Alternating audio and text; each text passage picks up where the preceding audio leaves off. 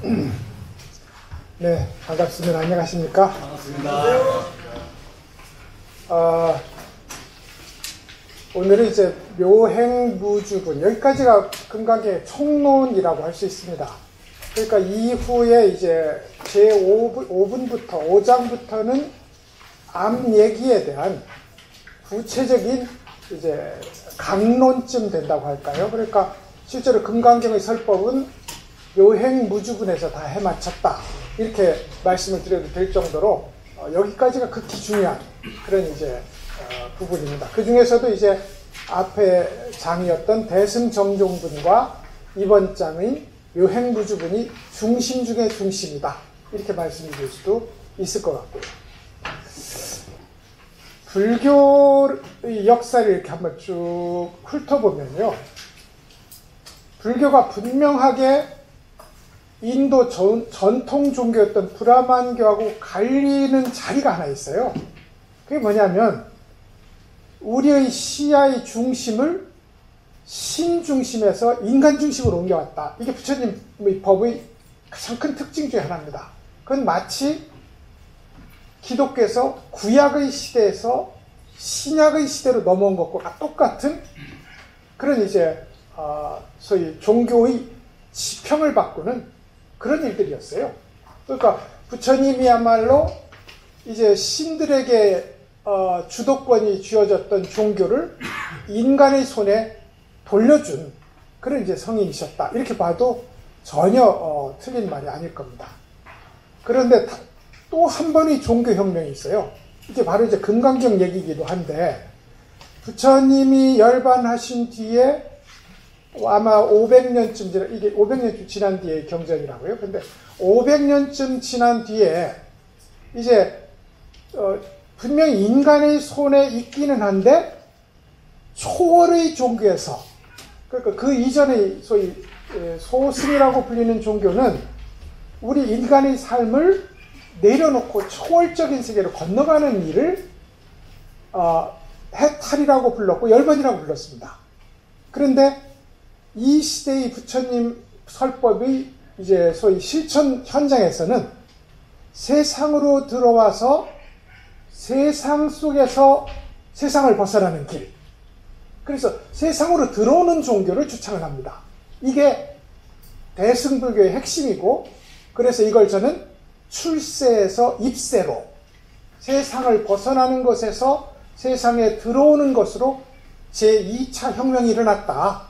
그래서 이제 드디어 불교가 이처럼 생활을 사는 우리 속에 들어와서 우리의 삶을 주제가 된, 이게 이제 그야말로 위대한 종교혁명의 불교혁명 2차 혁명이었다, 이렇게 이제 설명을 드릴 수 있고, 그 혁명의 흔적을 어떻게 이게 소위 초기 불교하고 어떻게 다른가를, 어떻게 발전된가를 보여주는 대표적인 장 중에 하나가 이번 묘행무주분이기도 합니다.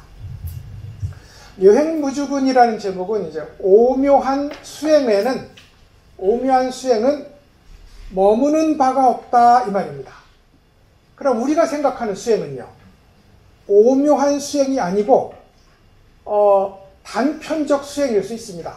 예를 들어서 수행하면 뭐가 생각나나요? 입산수도. 예? 입산수도. 계룡산에서 10년, 지리산에서 10년, 묘양산에서 10년, 이렇게 입산수도. 우리의 인간의 삶과 유리된, 우리 인간의 삶과 떨어진 별도의 삶의 수행의 현장을 정했다고요. 그런데 묘행무주는 계룡산에 사는 게 아닙니다. 묘향산에 들어가서 인적을 끊고 사는 게 아닙니다. 지리산에 들어가서 소위 사람으로서의 삶, 사회적 인간으로서의 삶을 멈추는 것이 수행이 아닙니다. 이것을 일단 머물지 않는다고 해요. 당연히 우리 인간의 탐진치 삼독으로부터 머물지 않는 것 역시 무주에 속합니다. 한쪽으로는 우리 인간의 탐진치에 머물지 않고, 다른 한쪽으로는 인간을 벗어난 특별한 세계에 머물지 않습니다. 머물잖아요. 근데 이제 탐진치에 머문다는 건 우리가 다 알거든요. 우리가 알아요. 그러니까 비록 지금 탐진치 물결에 거의 익사할 지경이 됐다 할지라도 우리는 그 사실을 알고는 있어요. 그런데 특별한 현장, 예를 들어서 기도를 하고 연부를 하고 다란이를 하다 보니 전에 없던 경계가 열리는 거야. 그래서 관세음보살만 하면 관세음bol이 쭉 내려와서 옆에 탁 앉는 게 느껴지고, 이런 신행담은 뭐 수두룩합니다. 탁 앉는 게 느껴지고, 지난번에 말씀드렸던 것처럼 다란이를 하면 철룡팔구 호법신중들이 내려서 주변을 감싸는 이런 것을 체험하고 나면 여기에 머물지 않은 사람은 드물어요. 이걸 가지고 자랑을 하게 돼 있다고. 이걸 가지고 자랑하면 돈 많다, 지위 많다, 건강하다 하는 자랑하고 요만큼도 차이가 없습니다. 자랑을 하는 순간. 그런 의미에서 이제 묘행무주, 머물지 않는다는 건 탐진치에도 머물지 않지만 신묘한 경계에도 머물지 않습니다. 이게 무주입니다. 그래서 오묘한 수행이에요.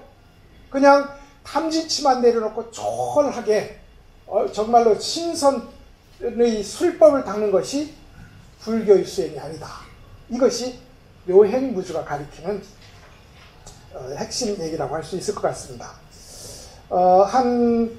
이 문장은 3단락 정도로 나눠져 있는데 한 단락 한번 먼저 읽어보고 같이 한번 얘기를 나눠보실까요? 또한 읽어보시죠. 또한 수보리여, 보살은 현상에 있어서 머무는 바 없이 보시해야 합니다. 이것이 모양에 머물지 않는 보시이며 소리, 향기, 맛, 감촉, 현상에 머물지 않는 보시입니다. 수보리여, 보살은 이와 같이 보시하되 모양에 머물지 않아야 합니다. 여기까지요. 여기 이제 일문단이라고 할 수 있겠습니다. 또한 수보리여 이랬습니다. 이제 이 금강경을 끌고 가는 2개의 큰 질문이 있습니다. 안욕따라 삼명, 부처님과 똑같은 깨달음을 성취하고자 하는 마음을 낸 사람이라면, 이게 전제입니다. 그게 우리예요. 부처님과 똑같은 깨달음을 성취하고자 마음을 낸 사람이라면 어느 지점에 마음을 정해놓고 살 것이며, 이게 어디에 머물 것이며 이 말입니다. 또 수시로 일어나는 나 잘났다 하는 마음을 어떻게 항복시키겠습니까 하는 머무는 자리 항복시키는 길에 대한 설법이 금강 전부입니다. 이게 총 질문이에요. 어떻게 항복시키느냐, 어디에 머무느냐. 그래서 앞에 어떻게 항복시키느냐, 이겁니다. 이제 이때가 제가 불교 2차 혁명이라고 했잖아요. 2차 혁명은 대승불교 혁명이고, 대승불교의 주인공은 보살이다. 네? 그러면 이제 앞에서 이 설법을 듣는 우리들은 모두 보살이라는 자리에서 듣게 된다고요.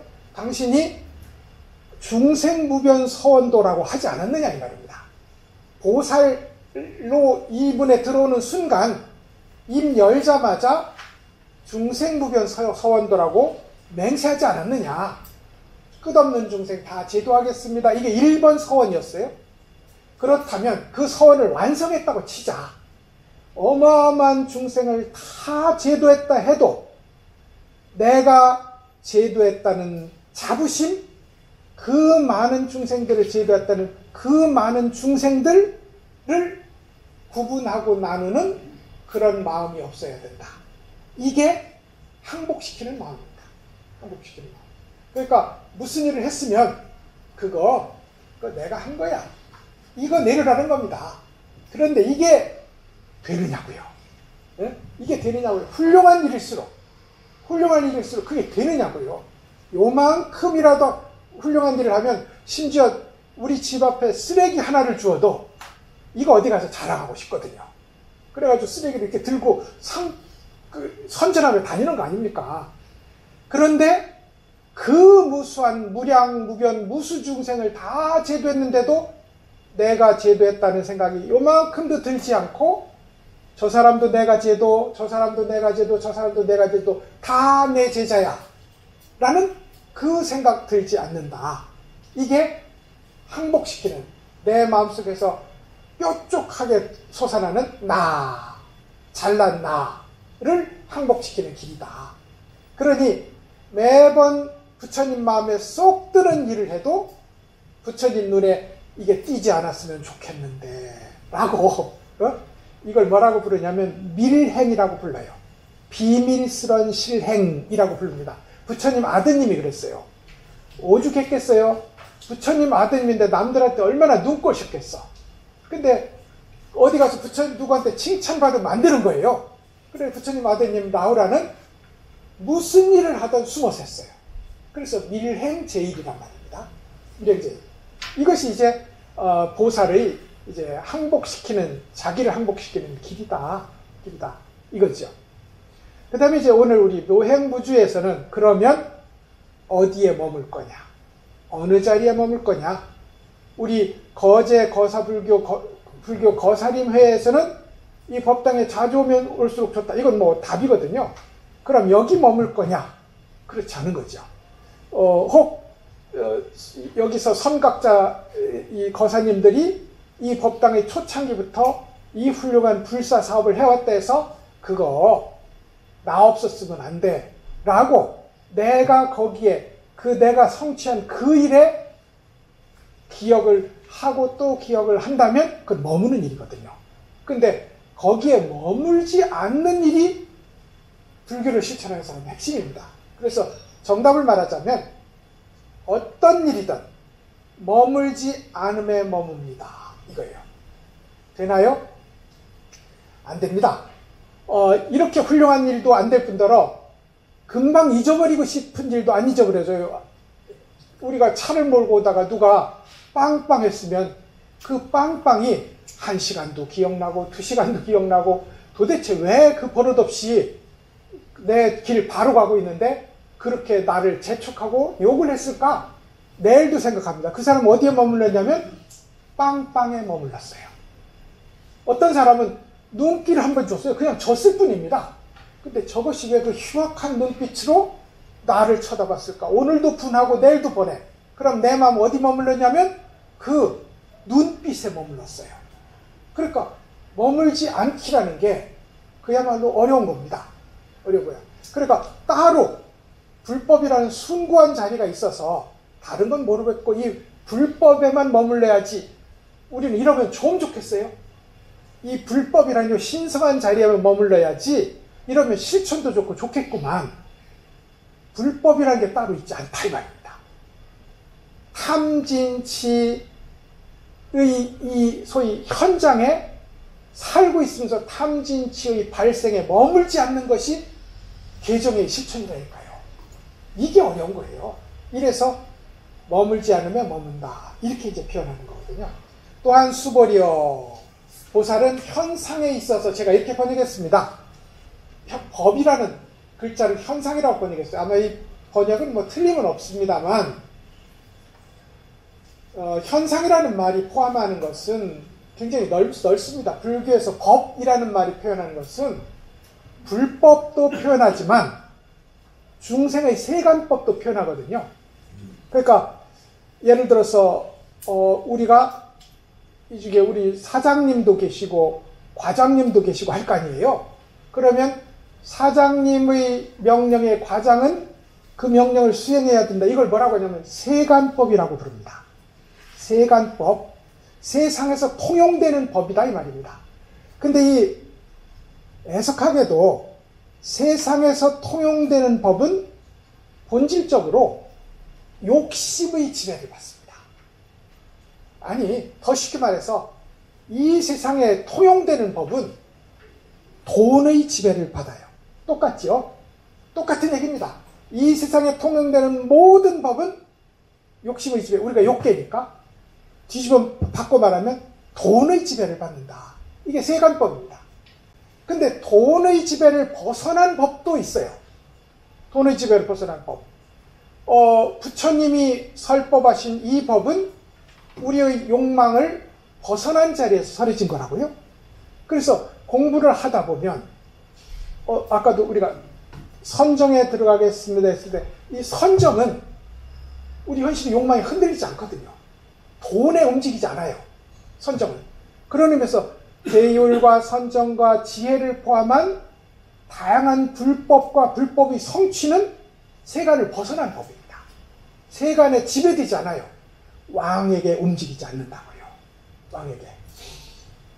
왕에게 옛날에는 왕한테 부처님이 절을 하지 않는다는 스님들이 절을 하지 않는다는 법이 있었어요. 그랬다가 이제 이조 시대 때 억불 정책이 되면서 간만 쓰면 절을 했네. 그때는 거의 노비 다음에 스님이었으니까요. 노비 다음에. 그래서 이제 그래도 그 뒤로 성철 스님이 불법을 살리면서 절대로 세속 사람들의 밥상을, 예전에 주지 스님이 대시주, 예를 들어 도지사, 국회의원 부인 오면 주지 스님이 밥상을 들고 왔어요. 옛날에는. 근데 이제 성철 스님 때 와서 출가 승려가 세속 사람의 시중을 들어서는 안 된다. 엄격하게 규정을 했거든요. 엄격하게. 그래서 심지어 기도 대행조차 안 됐다. 그러니 그 전까지 이렇게 세속법이었지만 실제 부처님 법은 세속의 지위나 부귀 영화에 흔들리지 않는 법이라고요. 그래서 출세간법입니다. 세간법과 출세간법, 이게 모든 현상입니다. 세간법과 출세간법에 있어서 머무는 바 없이 고시해야 됩니다. 세간법은 돈이겠죠. 돈을 줘요. 노동을 주고 먹을 걸 주고, 이걸 이렇게 내어주면서도 내가 밥을 주는 사람, 밥을 주는 나, 주는 밥, 받아먹는 저이라는 이게 없어야 됩니다. 이걸 세 개의 바퀴가 공적하다 해서 삼륜공적이라고 해요. 불교에서 바퀴는 참 희한한 겁니다. 이게 법륜이잖아요. 탱크 바퀴라고 생각하시면 돼요. 우리는 꼭 배를 움직이는 키처럼 생겼지만 실제로 이 바퀴의 기능은 오늘날의 개념으로는 탱크 바퀴쯤 됩니다. 그래서 이 바퀴는 모든 것을 깔아뭉개요. 그러니까 소위 모양에 집착하는 마음을 깔아뭉개므로 바퀴라고 불렀습니다. 삼륜 할 때 륜자가 바퀴 륜자거든요. 바퀴 륜자. 그래서 이제 모양에 지배되는 이 주는 사람, 주는 물건, 받는 사람, 그 어디에도 집착하지 않는 이것이 머무는 바 없는 보시라고 할 수 있습니다.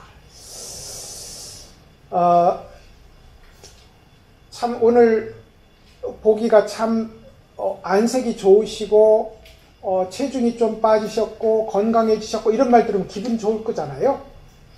우리는 보세요. 색, 수, 상, 행, 식으로 이루어졌어요. 이 몸은 이걸 그래서 오온색신이라고 부릅니다. 색, 수, 상, 행, 식이라는 5 요소, 물질 요소 이게 색이고요. 수, 상, 행, 식 이게 정신 요소입니다. 우리는 물질과 정신으로 구성된 거거든요. 물질과 정신으로 구성된 모양으로 확인되는 존재, 이걸 오온색신이라고 부른다고요. 근데 이 오온색, 아까 말씀드린 그 칭찬한 말들이 전부 오온색신에 관련된 말들이에요. 건강해 보이십니다. 얼굴이 빛이 나십니다. 말투가 좋으십니다. 어떤 것이든 다 오온색신하고 관련된 말이라고요. 이것이 우리가 생각하는 현상일 수 있습니다. 그 다음에 두 번째는 세상을 벗어난 몸도 있습니다. 보세요. 부처님은 저렇게 모양으로 주어져 있지만 실제 부처님의 본질은 이렇게 이루어졌습니다. 부처님을 이루는 성분이 우리처럼 똑같이 5성분이 있어요. 그게 뭐냐면 오늘 예불 할 때 했던 계향, 정향, 해향, 해탈향, 해탈직연향, 요 5 요소로 이루어진 게 부처님이에요. 그러면 우리가 만약에 색, 수상, 행식으로 이루어진 이 몸을 가지고 여기에 계를 채우고 정, 향, 해탈, 향을 채운다면 우리 뭐죠? 육신 이대로 붙여라고요. 붙여라고.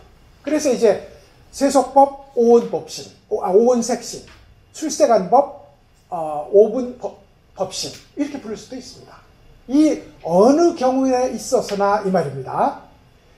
말하자면 세속적으로나 불교적으로나 이렇게 말씀드려야 되겠습니다. 모든 현상에 있어서 이 말이 세속적으로나 불교적으로나 머무는 바 없어야 됩니다. 내가 저 사람 되고 관세음보살 하자고 해가지고 저 사람 요새 엄청 열심히 다닙니까? 이렇게 하면 머무는 거잖아요. 내가 저 사람에게 관세음보살 하라고 했어. 3년이 철철 넘치네. 예? 이것이 우리가 하는 소위 머무는 수행이라고 할 수 있습니다. 그런데 보살은 모든 법에 있어서 세속 살림에 있어서나 불교 교화에 있어서나 머무는 바 없이 보시합니다. 이 말입니다. 보시라는 말씀을 드려야 되겠습니다. 이 금강경은 그런 의미에서 제일 중요한 대승정종분 바로 앞장에서는 중생 제도를 말했고 이번 묘행무주분에서는 보시를 말했습니다. 중생 제도 상구벌이 하와 중생 보시 지계 인욕 정진 선정 지혜 이걸 뭐라고 해요? 육바라비 이게 누구 거예요? 보살 거잖아요. 그래서 이 경전은 보살경이다 이렇게 불러도 됩니다. 보살경이다. 보살을 위해서란 경전이다 이 말입니다. 보살을 위해 실제로 수보리는 성문이잖아요. 부처님의 설법을 직접 들은 성문승인데 여기에서 수보리는 보살로 승격되는 그런 스토리텔링을 하고 있어요. 여기서. 그래서 보살은 현상에 있어서 머무는 바 없이 보시에 듣다. 보시 역시 보살의 1번 덕목이다 이 말입니다. 근데 참 희한하죠. 보시해야 되죠. 네, 보시해야 됩니다. 재물보시, 재물로 보시합니다. 그 다음에 재물보시 하니까 생각나는 게 이제 저하고 공부를 열심히 하던 학교에 어떤 교수님이 있으셨어요. 근데 이제 어른이 돌아가시고 나서 49제를 했는데 이제 49제에 동참해 주신 주변 분들에게 이제 우산을 드려야 되겠는데 예? 우산을 드려야 되겠는데 여기다가 무주상보시라고 쓰고 싶다는 거예요. 요 장입니다. 지금 모양에 머물지 않는 보시라고 쓰고 싶다는 거예요. 그래서 전화가 왔어요. 교수님 여기다가 우산을 드리는데 무주상보시라고 해도 됩니까? 이렇게 묻는 거예요. 이분 생각은 보시에는 이렇게 있는 거거든요. 제물로 하는 부시, 제물로 하는 부시, 불법으로 하는 보시, 상대를 번뇌로부터 해방시켜주는 보시, 이 세 가지 보시가 있어요. 그런데 우산은 물질로서의 보시잖아요. 무주상 보시는 아무리 생각해도 법으로 하는 보시인 것 같고 그게 되느냐 묻는 거예요. 그래서 우산을 주시되 아시겠어요? 우산을 100개를 맞추든 200개를 맞춰든 우산을 오신 분에게 주시되 내가 우산을 그분에게 드렸다 하는 마음이 요만큼도 일어나지 않으면 무주상보시입니다. 그런 의미에서 불교의 보시는 재물이든 불법이든 아니면 당신을 해방시켜주는 해방의 법문이든 상관없이 무주상 보시라야 됩니다. 우산도 무주상 보시라요. 진짜 보시예요.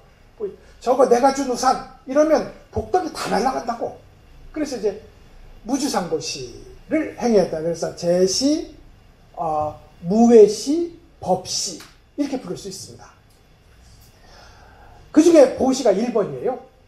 그리고 뒤에 육바라밀에 이게 보살경인데 육바라밀에 인욕바라밀, 지게바라밀, 선정바라밀 다 해줄 줄 알았는데 보시만 말해놓고 싹 입을 닦습니다. 이 경전이 나중에 인욕바라밀이 나오긴 해요. 나오긴 하는데 보시 바라밀만 말하고 지계, 인욕, 선정, 정진 그리고 지혜 바라밀은 말 안 하는 거예요. 그러니까 그러면 보시만 중요한 거냐? 그렇지 않고요. 보시가 대명사다. 보시가 대명사다. 자, 보시 들어보시죠. 보시를 하려면 어떻게 해야 되나요? 나를 이루던 건, 나는 뭘로 이루어지냐면 나와 나의 것으로 이루어져 있어요. 나와 나의 것으로 이루어져 있습니다. 보시는 나의 것을 떼어서 주는 겁니다. 보시는 10원이라도 내 거잖아요. 없어도 되는 게 아니잖아요. 그래서 나와 나의 것을 떼어서 주는 것이니 누가 제일 큰 보시하는 거겠어요? 내 것을 전부 떼어주면, 나를 전부 떼어주면, 부처님이 배고픈 암호랑이를 위해서 자기 몸을 던졌을 때, 이건 완전한 보시잖아요. 아니, 나를 완전히 내려놓은 거니까. 그때 보시가 완성된다 이겁니다. 보시가 완성된다. 그렇게 나와 나라고 생각하는 것, 나의 것이라고 생각하는 것을 떼어놓는 연습 중에서, 효과 중에서 보시만한 것 없습니다. 보시면 뭐 여기다가 부처님 앞에 5천 원 바치는 거, 그거 뭐 바칠 수도 있고 안 바칠 수도 있지. 그러면서 나는 안 바칠래. 이러면 그만큼 내게 살찔 거 아닙니까? 그만큼 복받을 공간이 없어져. 비어야 복이 들어올 거 아닙니까? 복받을 공간이 없습니다. 그래서 이제 보시는 말하자면 6개 바라밀을 포함하는 관계에 있습니다. 아주 옛날부터 이런 말이 있어요. 구체적으로 보시는 보시죠. 보시. 그 다음에 제가 소위 무외시, 그 두려움 없는 해방을 선물하는, 이것도 보시 하나란 말입니다. 두려울 외자 없을 무자니까 무외시예요. 무외를 주는 보시가 있습니다. 예를 들어서 내가 독을 콱 피우고 있으면 앞에 사람도 저절로 감화를 받아서 독을 피울 거 아닙니까? 그런데 고양이 키워보셨나요? 고양이는 제일 먼저 상대하고 친하고 싶으면 하품을 합니다. 무장을 해제한다고. 자기 무장을 해제하면 상대도 저절로 무장이 해제됩니다. 그것처럼 우리가 남을 해쳐서 내 이익을 보려고 하는 마음을 그만두면, 이게 고양이 하품이에요. 우리는 늘 이익은 제로섬이거든. 남 걸 빼서 내 걸 하는 게 이익이에요. 우리 기준으로. 그런데 고양이 하품을 해버리면 우리가, 그게 뭐냐면 지게입니다. 절대로 남을 해쳐서 내가 이익 보지 않겠다. 이게 계율입니다. 계율의 핵심은 그거예요. 남을 손해를 주면서 나를 이익되지 않겠다 하는 것이 소위 5개일 수도 있고, 예를 들어 살생, 투도, 사음, 이거 다 남 해치는 거잖아요. 거짓말 역시 마찬가지고, 술 먹는 건 조금 덜 남을 해쳐. 그래서 이 술 먹는 게 있잖아요. 5가지 엄청 센 계열이거든요. 살생, 투도, 사음, 이건 도저히 안 되는 것이고, 거짓말, 이것도 실제로 우리가 생각하는 것보다 훨씬 무게가 큽니다. 거짓말도. 근데 술은 옛날부터 조금 가벼웠어요. 술은 가벼워서 좀 먹죠. 근데 이제 우리가 좀 오래 먹어본 결과 술은 안 먹는 게 좋다. 이건 확실합니다. 이게 5개 중에 하나로 들어가는 것은 이유가 타당하다. 이 4개만큼 무섭지는 않지만 이것도 만만치 않다. 이것이 앞에 4개를 도와줄 수 있다. 앞에 4개를. 그래서 그것이 5가지 계율이든, 혹은 10가지 무거운 계율이든, 혹은 48가지 가벼운 계율이든 간에 상관없이 핵심은 남을 해쳐서 나를 이롭게 합니다. 그런데 계율을 지키면 내 스스로 남을 해칠 일이 전혀 없으므로 고양이가 하품하듯이 상대도 하품하게 됩니다. 이게 무예예요. 저 사람 앞에 가면 안전해.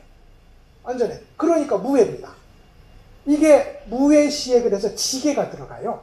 제가 지금 육바라밀과 세 가지 보시가 육바라밀이 전부 보시에 들어간다는 말씀을 드리고 있어요. 여기 제가 어디 노트에 써놨습니다. 나중에 한번 찾아보시면 보시, 제시는 보시에 속하고 법시는 정진, 선정, 반야가 여기에 속하고 제 노트에 그렇게 써놨어요. 무외시는 지게, 인욕이 여기에 속한다 이랬습니다. 인욕은 욕됨을 참는 거잖아요. 참는 건 이런 겁니다. 속으로 부들부들 떨면서 참는 게 아니라 더위가 오는데 더위를 참는 게 아니고 더위를 받아들여. 다르죠? 더위를 참는 것과 더위를 받아들이는 건 다르잖아요. 더위를 참는 건 내가 더위랑 싸우는 중입니다. 더위를 받아들이는 것은 내가 더위와 타협하고 일종의 평화의 협정을 맺었다는 뜻입니다. 평화의 협정. 그런 의미에서 인욕이라는 것은 평화의 협정에 가까워요. 예, 비가 오면 비가 온 데 가서 내가 거기 가서 몸을 씻거나 비를 맞아주리라 하는 거지, 비 올 때까지 내가 참아줄게 이런 뜻이 아니라고요. 인욕이 그런 뜻입니다. 그래서 무외시에는 지게, 인욕이 속하고 법시에는 말할 것도 없이 정진과 선정과 반야, 지혜가 불법의 보시에 속합니다. 그래서 이제 보살은 현상에 있어서 머무는 바 없이 보시해야 합니다 라는 말이 성립을 했습니다. 왜 보시를 제일 먼저 말했는가? 보시가 육바라밀을 그대로 포함한다 이런 뜻입니다. 그러면 여러분 나머지는요? 사실은 나머지 바라밀 하나 각각이 다른 5바라밀을 포함하는 관계에 있어요. 불법은 늘 그렇습니다. 심지어 계정해가 있잖아요. 계율이 선정과 지혜를 포함하기도 합니다. 꼭 지혜가 계율과 선정을 포함하는 것이 아니라 계율도 제대로 된 계율은 선정과 지혜를 포함해요. 불법은 늘 논리가 이렇다고요. 논리가 이래요. 그러니까 우리가 그 유명한 3층 집 비유가 있습니다. 보니까 지나가다 보니까 3층 집이 너무 멋있는 거예요. 그래서 이제 기술자를 불러다가 나도 저 3층 집을 지어주세요. 그러니까 이제 알겠습니다 하고서 며칠 뒤에 가보니까 1층 기초를 다지고 1층을 잘 짓고 있는 거예요. 그러니까 건축주가 아니 나는 3층이 필요합니다. 그러니까 아니 1층, 2층이 완성되지 않고 어떻게 3층이 있겠습니까? 이게 유명한 계정의 비유거든. 1층 계율, 2층 선정, 3층 지혜 이렇다 이 말입니다. 그런데 실제로는 그런 순차 관계가 아니라 등호 관계에 있어요. 계율과 선정과 지혜는 하나가 둘을 포함합니다. 각각이. 육바람이 그렇습니다. 자, 그 다음에 보죠. 이것이 모양에 잃어버렸으니까 이거 한번 읽어봐요. 이것이 모양에 머물지 않는 보시이며 소리, 향기, 맛, 감촉, 현상에 머물지 않는 보시입니다. 모양이라는 말에 물질이라고 한번 써주세요. 이게 색의 번역어거든요. 색수상행식 할 때, 색성향유축 할 때 물질이라고도 써주세요. 틀린 건 아닌데 이것이 보시하면 일단 물질이니까요. 물질에 머물지 않는 보시입니다. 이것이 물질에 머물지 않는 보시. 당연히 내가 500원 줬는데 내가 1000원 줬는데 이 500, 1000이라는 물질을 잊어버리는 거예요. 이게 물질에 얽매이지 않는 보시입니다. 그런데 이 색은 물질보다는 조금 강력해요. 범위가 넓어요. 요런 물질은 말이죠. 요렇게 싸고 있는 겉모양이 있잖아요. 요렇게 싸고 있는 겉모양. 이걸 겉모양 있는 물질이라고 합니다. 이걸. 그러니까 물질이라는 말이 번역어로 조금 애매해서 제가 이렇게 번역한 거예요. 요걸 겉모양을 가진 물질이라고 해서 우리 눈에 보이는 건 다 겉모양을 가졌어요. 근데 나는 당신을 사랑합니다. 사랑. 겉모습이 없잖아요. 물론 겉모습이 되면 좋긴 좋죠. 다이아몬드로 바뀌고 뭐 30평, 50평 집으로 바뀌면 좋지만 나는 당신을 사랑합니다. 사랑은 겉모양이 없어요. 그래서 겉모양 없는 물질이라고 부르겠습니다. 겉모양 없는 물질. 극히 작은 물질이 있습니다. 예를 들어서 요건 우리 눈에 이렇게 빈틈이 없어 보이지만 여기 빈틈이 숭숭 뚫린 건 아시지요? 우리 과학적 지식으로는, 과학적 현장으로는 여기 구멍이 숭숭 뚫려 있어요. 뚫려 있어서 어떤 먼지는 물을 자유롭게 통과하는 먼지가 있어요. 물도 구멍이 분자 구조가 엉성하거든요. 그러니까 물 분자보다 작으면 마음대로 통과하죠. 그 다음에 구리도 마음대로 통과하는 먼지가 있어요. 그걸 구리 먼지라고 부릅니다. 동진이라고 해서. 역시 구리 역시 조직이 보기에 따라서는 엉성하다고요. 그 엉성한 조직 사이를 돌아다니는 먼지가 있다 이 말입니다. 먼지가. 그래서 원자도 있고 핵도 있고 밀입자도 있고 이렇게 있을 거 아니에요? 그것들을 가리켜서 극히 작은 물질이라고 부릅니다. 극히 큰 물질도 있어요. 이걸 한문으로 극형색이라고 부르는데 우리 은하계, 이걸 우리 눈으로 볼 수는 없잖아요. 근데 은하계라는 건 엄연하게 존재하지 않습니까? 눈으로, 육안으로 볼 수는 없지만 은하계라는 도저히 우리가 판단할 수 없이 넓은 그 물체의 덩어리가 있다고요. 그걸 이제 극히 큰 물질이라고 부릅니다. 그러니까 이 네 가지 어떤 물질에도 머물지 않는 곳이다 이 말입니다. 네 가지 어떤 물질에도. 자, 나는 당신에게 이 밥은 안 사줬지만, 당신에게 다이아는 선물해주지 않았지만, 이게 모양 있는 물건입니다. 그래도 나는 당신에게 사랑을 줬지 않습니까? 하면 이 사람 어디 걸렸어요? 모양 없는 물질에 걸렸어요. 모양 없는. 당신은 그렇게 큰 죄를 지었지만 나는 지나가다가 흘낏 보았습니다 라고 하는 것은 극히 작은, 큰 것에 작은 물질에 걸렸다고요. 작은 물질에. 이렇게 해서 어디에도 머물지 않는 것, 많고 적음, 크고 작음에도 머물지 않는 것이 물질에 머물지 않는 도시입니다. 소리에 머물지 않는 도시. 자, 소리에 머물지 않는 도시 이런 겁니다. 내가 이거 말이지, 너를 위해서 3박 4일 연구해서 너한테 딱 맞을 것 같아서 사왔어 라고 주는 거나, 가면서 오다 주웠다, 오다 주었다 하고 주는 거나, 실제로는 효과는 같을 수 있잖아요. 아니, 요새는 오다 주었다가 더 인기 뗍니다. 그렇게 줄 수도 있는데, 경상도 사람은 아마도 훨씬 덜 친절한 말로 줄 겁니다. 훨씬 덜 친절. 서울 사람은 훨씬 달콤한 말로 줄 겁니다. 그래도 기왕이면 달콤한 말로 주지 왜 그렇게 험한 말로 주노? 이렇게 할 건 아니잖아요. 그래서 소리에 머물지 않는 도시입니다. 실제로 소리는 이것보다 훨씬 더 차원이 많은데요. 공부를 하다 보면 소리가 나요. 참선을 하다 봐도 연부를 하다 봐도 소리가 납니다. 그러면 그 소리 끌려가면 어떻게 되겠어요? 그 무당되지. 소리가 나요. 가볍게는 해조음이라고 불리는, 저는 그게 해조음이라고 아는데, 저한테 박사를 받아가는 어떤 스님은 자기가 참선만 들어가면 바닷물 소리가 철썩철썩 난다는 거야. 이것이 바로 경전에서 말하는 부처님의 음성 해조음입니다. 그래서 제가 그 스님 설득한다고, 스님, 저하고 공부할 때만은 그 주장을 거둬주세요. 그 주장, 저한테 졸업하고 나시면 그 주장으로 주장하시던 말든 그건 스님 몫이니까 제가 말씀을 안 드리겠습니다만 딱 하나 걸립니다. 왜냐하면 모든 모양 가진 것은, 소리니까 모양 가진 거잖아요.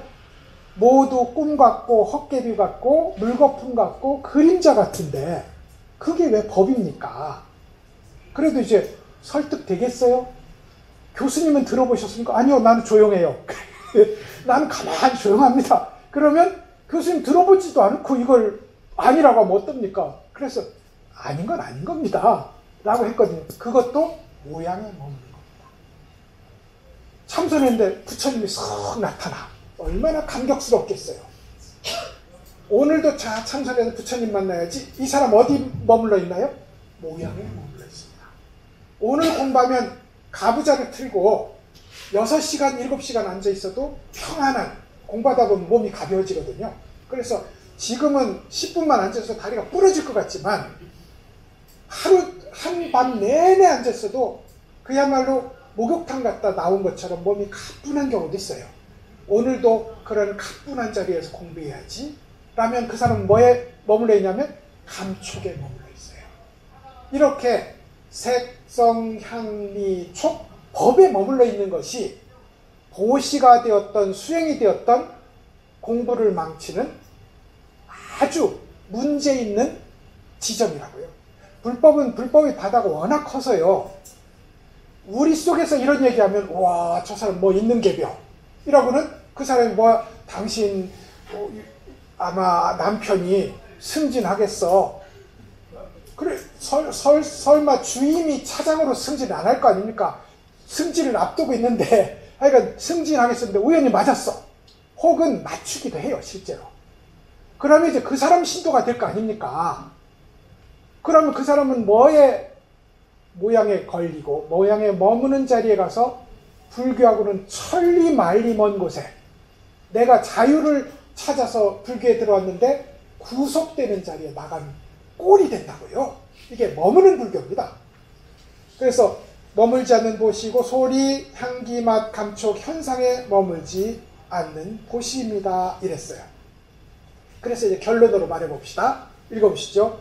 수보리여 보살은 이와 같이 보시하되 모양에 머물지 않아야 합니다. 이랬어요. 보시는 해야 됩니다. 자, 모양에 머물지 않아야 한다니, 모양에 머물지 않아야 한다니 이렇게 드렸는데 말이죠.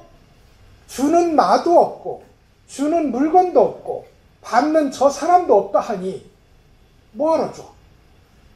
뭐하러 줘? 이렇게 이야기하면 이제부터 불교의 보시, 자비, 희사가 없어집니다. 그래서 그렇게 하는 사람 많아요. 공부 많이 한 사람들이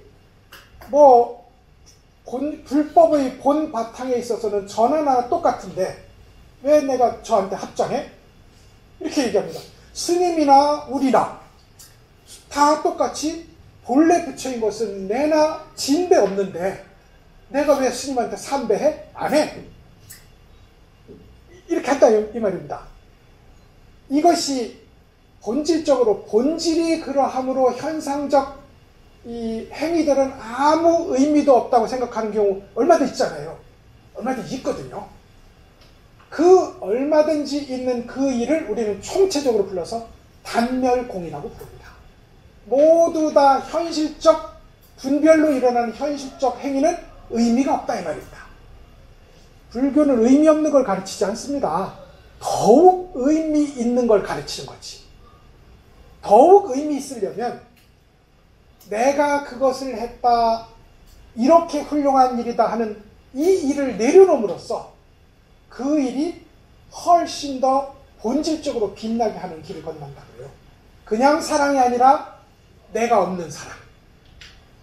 이게 얼마나 크겠어요. 그냥 사랑은 대가를 바라는 사랑인데, 내가 있는 사랑인데, 실제로는 나를, 이걸 현대적 용어로 부르자면 나를 위해서 대상을 소외시키는 일이라고요. 이 사랑이라, 우리가 말하는 사랑은 그래요.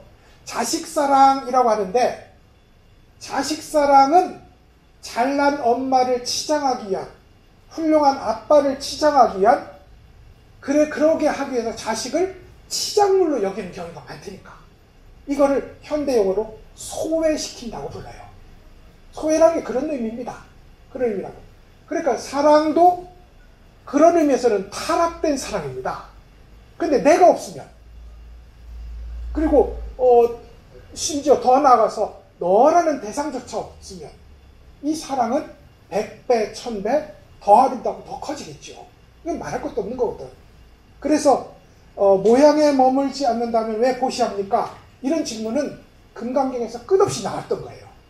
보시할 필요 없지 않느냐? 전환 하나 붙여고 이미 완전한 행복의 자리에 있는데. 그런데 그렇지 않다고요. 이 현상 하나하나가 부처로 나왔으므로 하나하나의 부처에 대한 예불이 있어야 총체적인 부처에 대한 예불이 가능합니다. 부처는 말이죠. 부처님이 따로 있어서 이 사람은 부처 아니니까 통과, 이 사람은 부처 아니니까 통과하고 마지막에 부처니까 삼배합니다. 이런 법이 없어요. 우리 눈앞에 나타난 모든 부처를 일일이 다 예경을 마쳤을 때 이 우주법계가 진짜 덩어리째 부처였구나라는 걸 확인하게 된다고요. 보식 또한 마찬가지입니다. 본래 모양에 머물지 않으면 보식이 필요해. 지금 눈앞에 나타난 인연에 따라서 인연에 따른 보시를 할 때마다 우주 전체가 한 덩어리 보시라는 것을 확인하게 된다 이 말이죠. 이게 그래서 소위 모양에 보시를 하되 모양에 머물지 않아야 된다. 이게 논리적으로 불가능한 말이에요. 논리적으로 모양에 머물지 않는다는 것 한쪽 공이거든요. 보시를 해야 된다 한쪽 이건 엄연히 있는 거거든요. 있음과 없음 이게 양립 불가능하다고요. 근데 불교는 이게 양립합니다. 있음과 없음을 뛰어넘는 자리가 있거든요. 있음과 없음을 끌어안는 자리가 있다고요.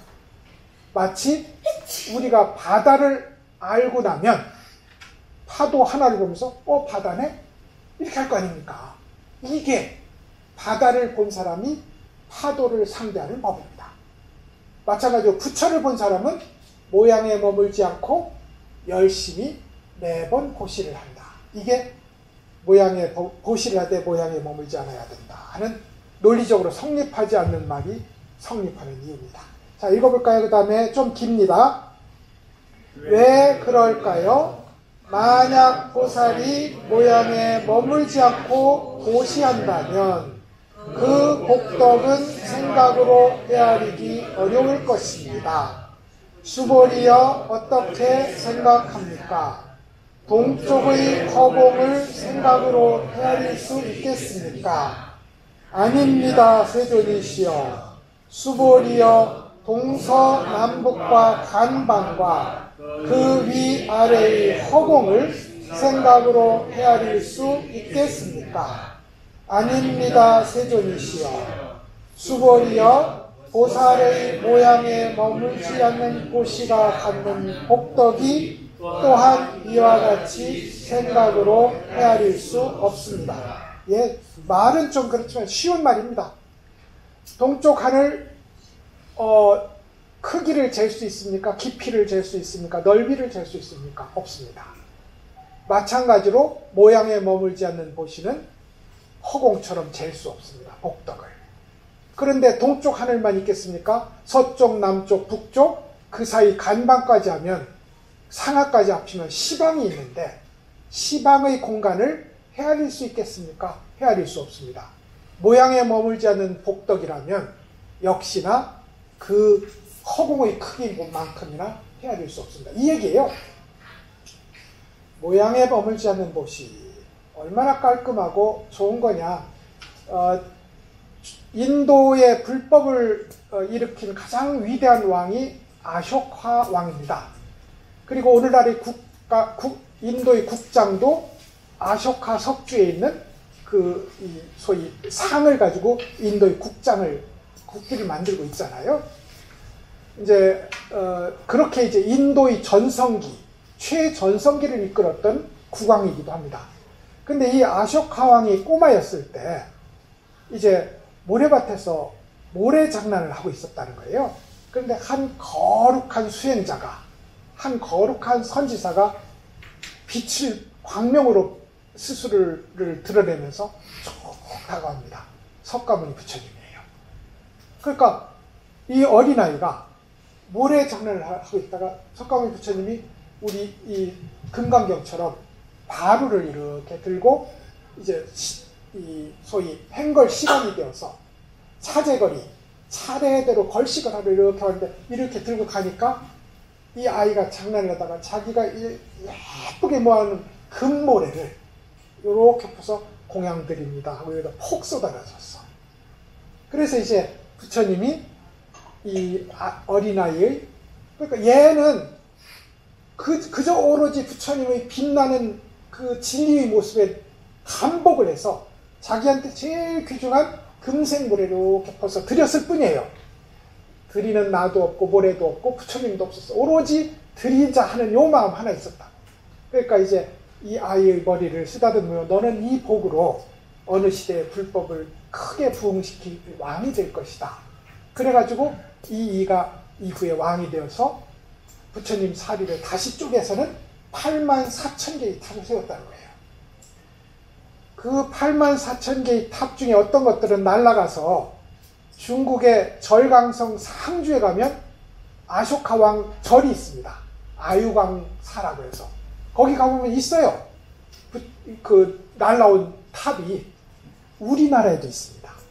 우리 84,000개나 되니까 불경에서는 있잖아요. 84,000이라고 하면 진짜 84,000은 아니고요.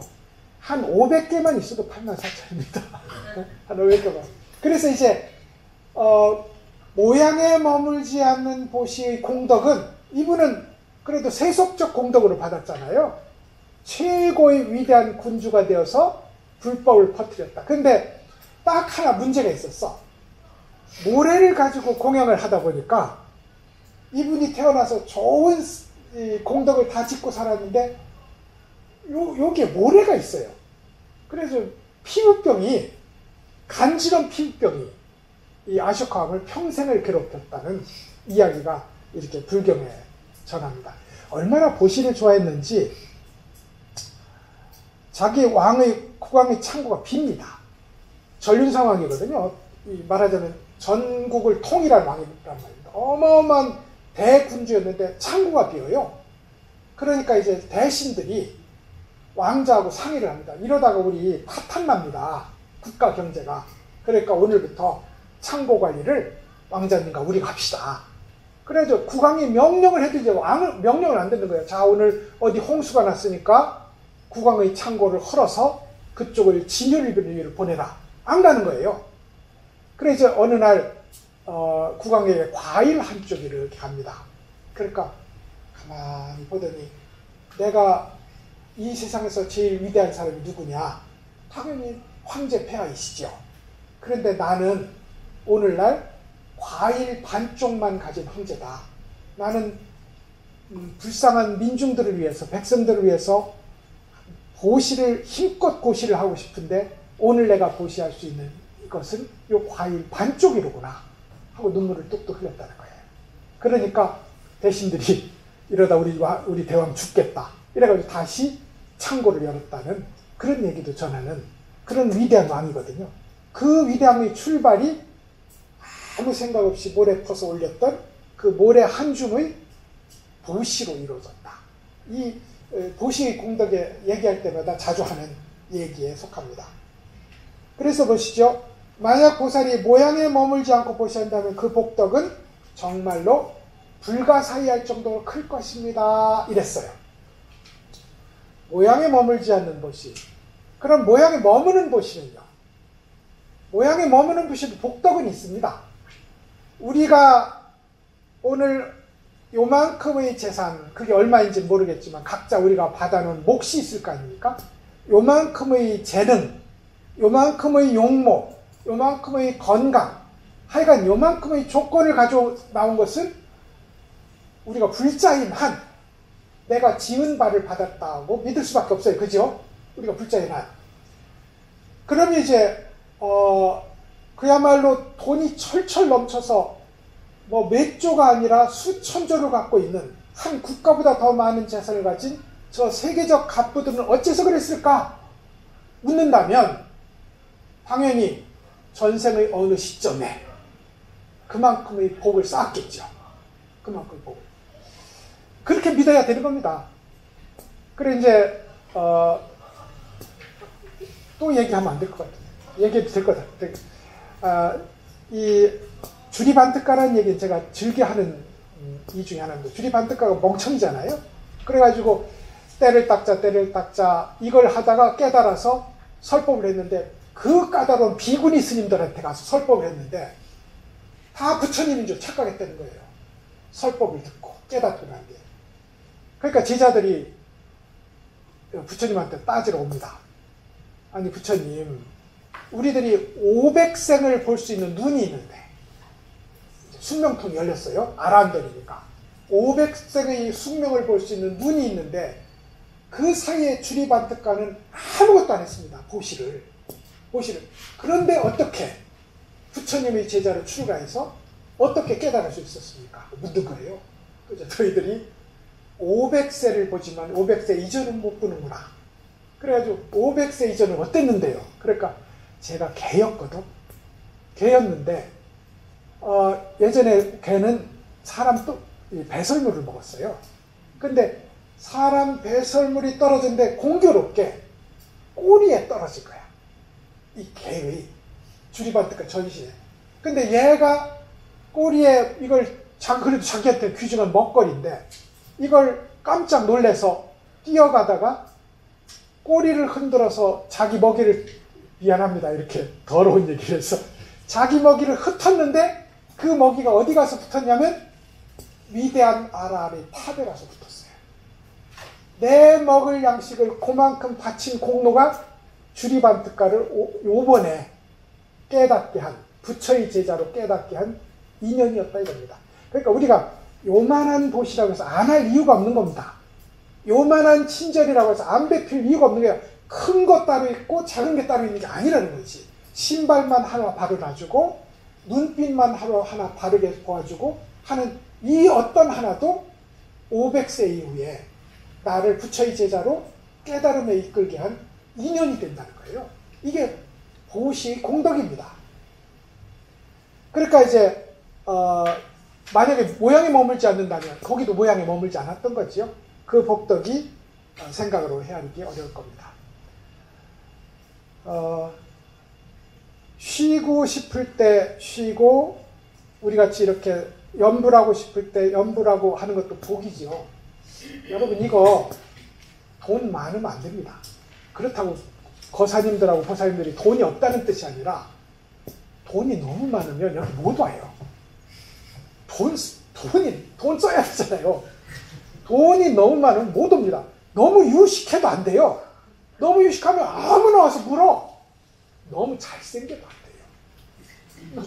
꽃스님 공부 못할 것 같은데 모든 사람 찾아오고 공부 못하게 돼 있어.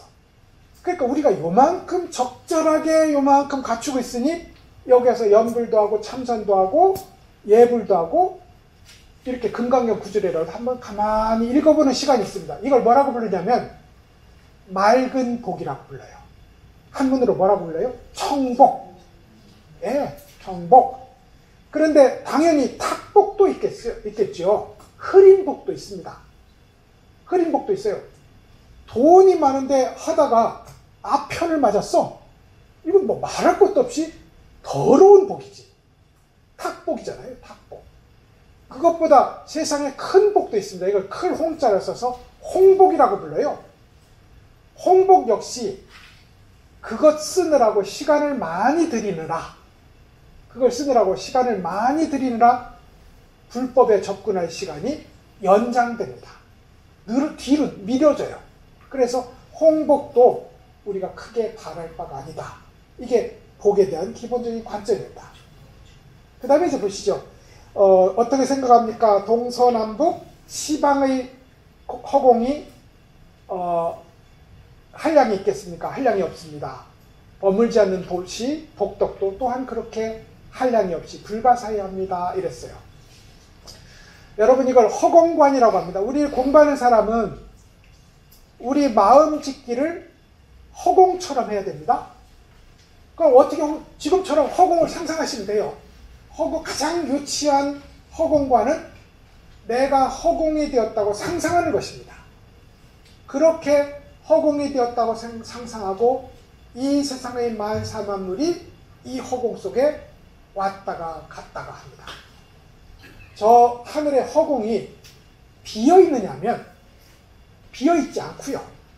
비어 있지 않고 구름이 일어났다가 사라지고 새가 날아갔다가 사라집니다. 그러면 새를 가리키면서 이거 뭐지 했을 때 이건 새고 이건 허공이라고 하겠습니까?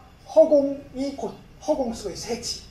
그래서 허공은 여러분 비어 있지 않아요. 허공은 가득 차 있어요. 그러므로 불가사의합니다. 만사 만물이 허공에 있다고요. 그러니 그 불가사의한 공덕이 머물지 않는 보시와 똑같다 이겁니다. 다른 하나는 허공은 여러분 여기서 동서남북이라고 했는데 동서남북이 실제 있지는 않잖아요. 우리가 마음대로 허공을 쪼갠 겁니다. 허공을 쪼개가지고 여기는 동, 여기는 서, 여기는 남 이랬어요. 그러니까 말이죠. 그러니까 물건이 가는데 말입니다. 여기까지는 내 거, 여기까지는 네 거. 이렇게 우리가 허공의 동서남북을 나누듯이 내 것이 네 것으로 건너가는 거잖아요. 도시가. 근데 허공이 동서남북이 임의로 나눈 것이라면 주는 나와 주는 물건과 받는 너는 임의로 나눈 것이잖아요. 임의로 나눈 겁니다. 이게 임의로 나눈. 그런 의미에서 보시를 하는 일은 동서남북의 허공이 임의로 이름 지은 것임을 아는 마음으로 하면 된다.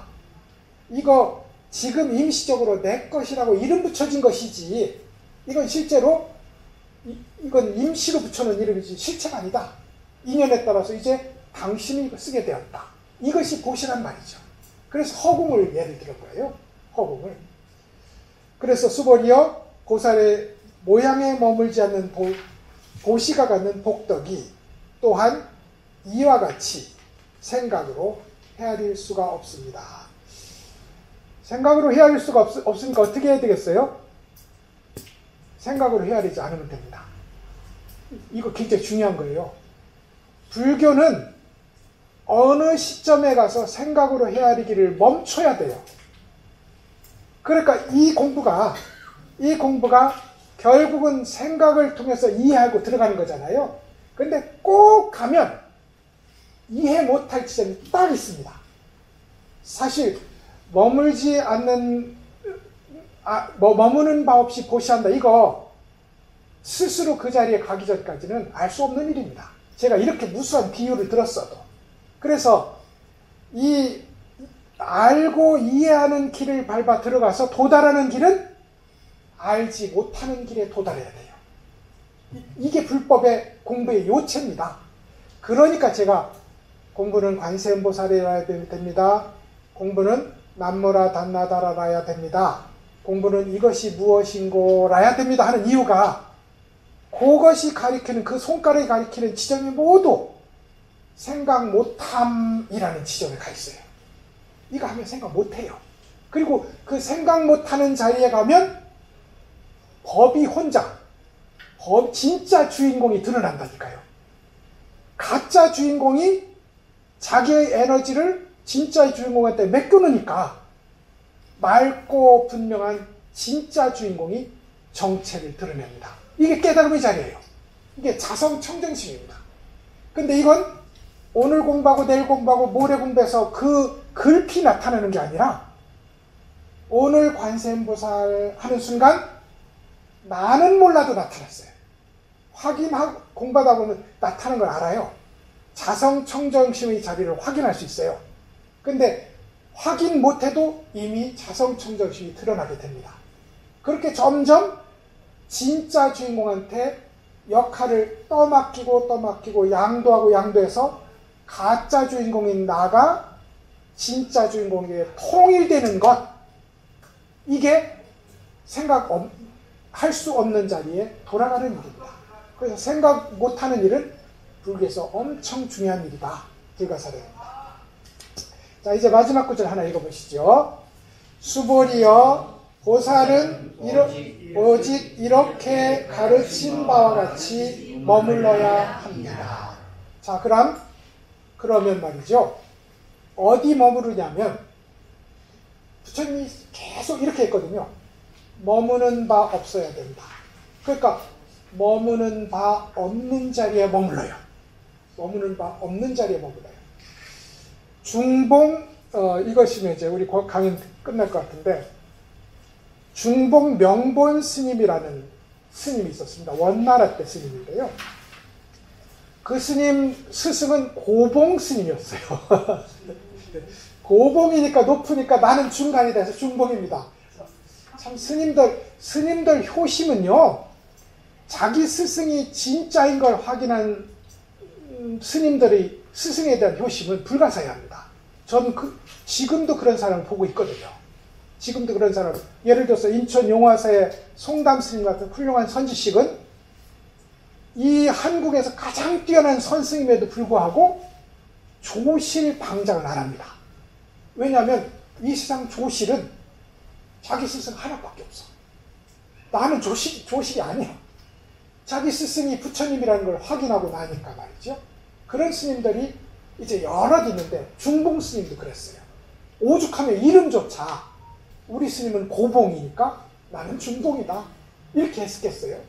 그러니까 고봉 스님 참 독했거든요.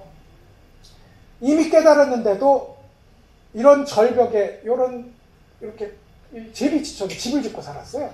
집을 짓고 살았는데 여기를 사닥다리를 놔가지고, 새끼줄로 사닥다리를 놔서 올라가서는 새끼줄을 올립니다.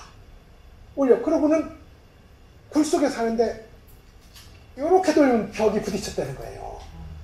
무슨 말씀인지 알겠어요? 요렇게 돌리면 부딪혔다는 거예요. 그래서 이걸 죽음의 관문이라고 불렀습니다. 중국에서 제일 뛰어난 스님이 된 뒤에 그렇게 살았습니다. 줄기에. 그러니까 사람들이 고봉 스님 보고 싶어서 난리가 났겠죠. 난리가 났는데 늘 볼 수 있었던 사람이 중봉 스님이었어요. 그래가지고 중봉 스님에게, 스님 우리 절에 와서 방장 스님 좀 해주세요. 그러니까 방장은 부처님이 하는 거지 나 못해. 이러고는 양자강 강에다가 배를 하나 띄웁니다. 그리고 사람들이 얼마나 상징적인지 보세요. 나 좀 건네주세요. 건너가긴 어딜 건너가. 여기가 거긴데 나 좀 건너주세요 하면 이 사람을 차를 한 잔 대접하면서 보내는 겁니다. 근데 그 건너는 동안에 그렇게 도가 깊은 스님이니 한마디 건너주는 것도 보시잖아요. 건너주는 것도 보시, 한마디 말해주는 것도 보시, 눈길 주는 것도 보시, 그리고 이 사람의 걱정을 함께 주는 것도 보시. 이게 4가지가 있어요. 보살이 중생하가 사는 4가지 방법이 있습니다. 내 걸 내어주는 길, 이게 보시섭입니다. 사람에게 좋은 소리를 해주는 것, 이게 이어섭입니다. 좋은 소리 해주는 것. 그리고 좋은 안색 지어주는 것. 그리고 마지막으로 이 사람과 함께 그 사람의 일을 함께 걱정해주는 것. 이런 일을 중봉스님이 하니, 중봉스님의 태워주는 배를 탄 사람은 불법의 인연이 확 맺어지는 거예요. 그래서 스님은 평생 이런 배를 바꿔가면서 탔는데, 이 배 이름이 뭐냐면 헛개비가 머무는 암자라고 불렀어요. 헛개비는 누구예요? 중봉 스님이라고. 이 배만 해도 머물지 않는데 자기 스스로는 또 헛개비야. 오늘의 중봉, 내일의 중봉, 모레의 중봉이 정말로 속 알맹이가 있는 건 아니잖아요. 그래서 헛개비가 머무는 암자, 환주암이라고 부르고, 그 배를 타고 다니면서 머물지 않는 정신으로 중생들에게 머물지 않는 삶의 모범을 보여줬다. 이게 머물지 않는 정신의 정말로 감동적인 그런 이제 중께 한 예가 있었습니다. 자, 이래서 이제 묘행무주분 제4장 공부했어요. 말씀드린 것처럼 1, 2, 3, 4장이 금강경의 전부다. 그래서 이 회는 각각의 강론인데, 제가 하다가도 수시로 수보리가 한 질문 2개. 어디에 머무느냐? 머물지 않는데 머문다. 어떻게 항복시키느냐? 내가 했다는 생각 내려놓는다. 이겁니다. 이 2가지의 질문과 2가지 답변이 이제 우리는 한 번 말해서 알아먹는 중생이 아니니까 거듭거듭 말해서 이제 우리 머리를 씻어줄 겁니다. 이걸 나쁜 말로 세뇌라고 합니다. 근데 이 세뇌라는 건 좋은 거예요. 왜냐하면 머릿속에 때가 가득하면 자꾸 하는 수밖에 없어요. 자꾸 하는 수밖에. 이게 다음 공부의 이제 핵심 주제가 될 겁니다. 자, 오늘도 또 하다 보니까 좀 시간이 넘겼습니다. 죄송합니다. 공부 마치겠습니다.